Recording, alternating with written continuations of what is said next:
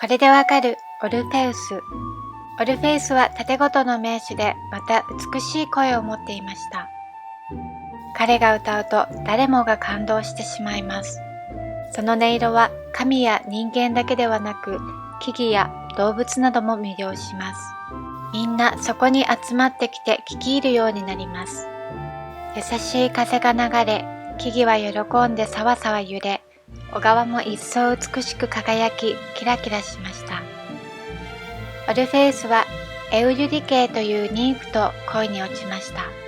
彼女のために毎日歌い、二人は幸せな日々を過ごしていました。ですが突然悲しい出来事が起こります。二人は結婚することになるのですが、その結婚式の帰り道、エウリディケイは毒蛇に足を噛まれて死んでしまいました。オルフェウスは幸せの絶頂から奈落の底へと落とされ、悲しみに暮れます。ですがオルフェウスは諦めきれず、冥界に行って妻を探そうと決心します。冥界の凍りつきそうな冷たさ、漆黒の闇、気味の悪い空気の漂う中、どんどん進みます。どんどん進んでいけたのは、彼には美しい声と盾事があったからでした。彼の弾く盾事の切ない音色を聞いて、冥界の番犬ケルベロスもおとなしくなり、ついにオルフェウスは冥界の王ハデスとその妃ペルセポネのところまで行けました。どうか私の妻を地上に戻してください、と願い出ます。そして盾事をかき鳴らしました。二人は涙を流して聞き入り、心を動かされ、そしてエウリディケイを戻すことを許します。安心して地上に戻るがいい。エウリディケイはお前の後からついていく。ただ一つだけ条件がありました。それは二人ともが地上の光の中に入るまで決して後ろを振り返ってはならぬとのことでした。オルフェウスは彼女の手を引いて振り返らずにどんどん進んでいきますが、手の感触はあまりなく、声も聞こえない。本当に後ろに妻がいるのだろうか。だんだん心細くなってしまいます。不安はどんどん大きくなり、一目彼女の顔を見て安心したいという気持ちが膨らんでいきます。そこに光が見えてきました。